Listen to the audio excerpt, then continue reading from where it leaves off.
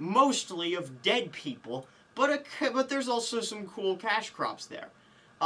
Europeans have gotten on boats, but they're really good boats, so they can cross, like, entire oceans now, which is unheard of before that. Like, you go up to a peasant before, like, the 1400s and be like, hey, I got a boat, and it can just go straight through the Atlantic, like, just not even care about the wind.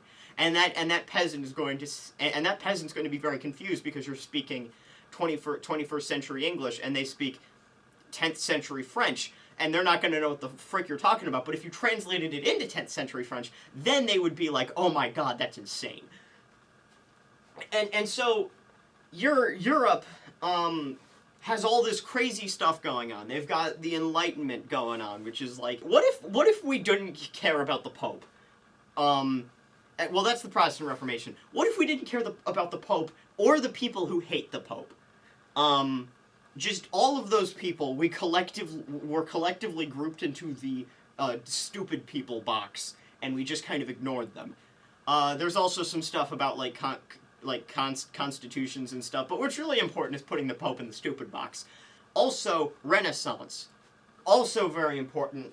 Italians and French people and English people and most of Europe starts being like, yo, you know those Italians we mentioned before, the boat one, the ones who beat up the Mediterranean for like 1,000 years? Maybe they were onto something. Maybe they were onto something.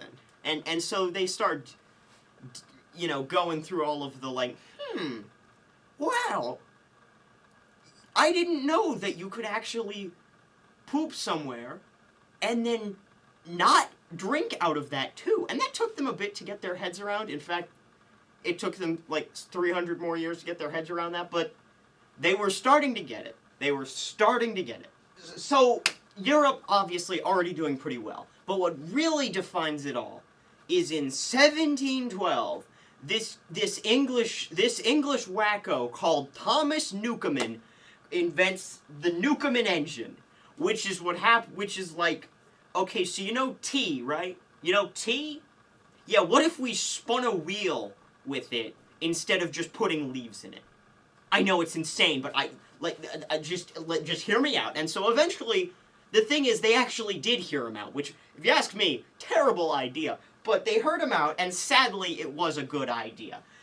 So there goes my $100. So they hear him out, and by hear him out, I mean they begin the process of industrialization. And so the Industrial Revolution starts over the course of the 1700s, and specifically the mid-1700s and later 1700s. We start seeing factories show up in the beginnings. But what really matters about this is that the factories, they're not plopping factories down in middle of nowhere France. They're not popping them down in the Highlands of Scotland. When you're putting a factory, you're putting it in a city. You gotta have a city and put the factory in the city. And the thing is that means that the economy is increasingly urbanized. The economy is more urban, and it's ran by an urban elite. So go back to, do you remember those like 20 dudes? The 20 dudes who were making glass in Venice or shipping amber around the Baltic? The unimportant merchant people?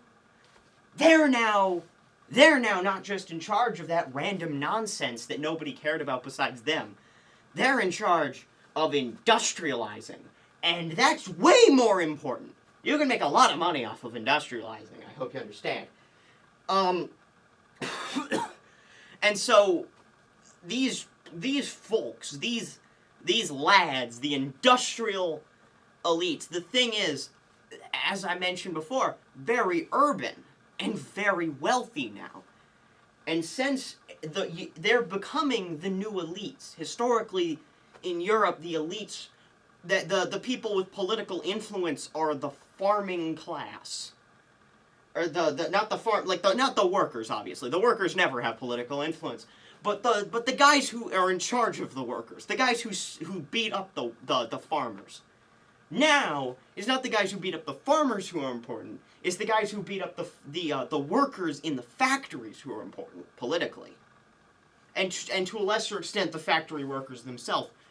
And both of those populations have moved from being in, like, middle of nowhere France to, like, frickin' Paris and stuff. The point is urbanization begins, essentially. Populations in cities jump a ton. And as a result, the 20 dudes are now the dominant political power, or at least they are in a position to become the dominant political power in Europe. And so that's what brings us to France. Because France, if you didn't know, Charlemagne was French. He's arguably German, but he's French, but maybe he isn't. I'm going to just say that he's Luxembourgish in that case. So point is, Charlemagne, real theoretically possibly French. And so as a result, the French are pretty feudalism-y. Now there's obviously reasons besides Charlemagne being born there that France is still dominated by the feudal political system. But I don't care, so we're going to go with the fact that the cheese man was born there. France is obviously very feudal, and that also means its government is very feudal. But feudalism is based on the rural economy, which means that its political system is ran by a group of rural agrarian elites, the feudal aristocracy. However, France's economy is slowly shifting away from those rural elites and towards the industrialists, the urban economy, and those urban elites. And this is where the French Revolution comes into play. The French Revolution is led by the urban segment of France. The feudal peasants, who are often the people who we think about the most in the French Revolution, as I stated earlier, are not leading the revolution. Take a look at, you can just look at how the French Revolution goes down and you can see examples of this. Who is the people who drag King Louis from his palace in Versailles to Paris? It's not feudal peasants, it's Parisian women, starving Parisian women, tied into the urban economy of France. Who storms the Bastille? It's not rural peasants from middle of nowhere France. It's Parisians. One of the many leaders of the revolution is the infamous Robespierre. He was not growing up a rural peasant, he was an urbanite, and a wealthy one too. He was a lawyer before he ended up becoming, not a lawyer, a judge before he ended up the leader of the Jacobins. The revolution is led by an urban middle class and the urban populace. And I think the best example of just how disconnected from rural populations the revolution really was is the Chaudière, which I definitely pronounced that wrong.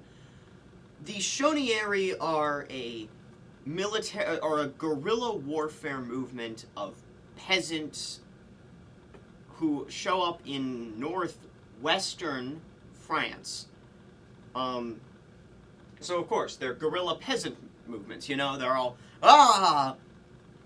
down with the government, for the population. We must rise and take up arms against this corrupt regime. We must overthrow the Republic. Because the Chaudière, who were rural peasants and guerrilla warfare soldiers, so these guys were not exactly some unpopular minor group. They fought for 10 years as a guerrilla warfare movement. And they're monarchists. They were fighting as royalists. They wanted to restore the French monarchy, the Bourbons or Bourbons or Bonobos, the frogs who were in charge of France at the time. That just should really show you the revolution was not a war of the French lower class against its upper class. It was the French's new upper class, the urban upper class, the middle class, overthrowing the old French aristocracy, because that old aristocracy, since it was ingrained in the government, was making sure the government did not change to fit the new industrializing economy. And that's really the motivation of it. The French industrialists didn't run the government. The French rural aristocracy did, but the industrialists were increasingly running the economy of France. And so by being cut out of politics, they felt disenfranchised. And so, with the French government being completely unwilling to change due to the fact that the people who made up the government had a vested economic interest in the rural aristocracy being in power and not the urban industrial class being in power, they turned to revolution. And that is essentially the origins of the French Revolution.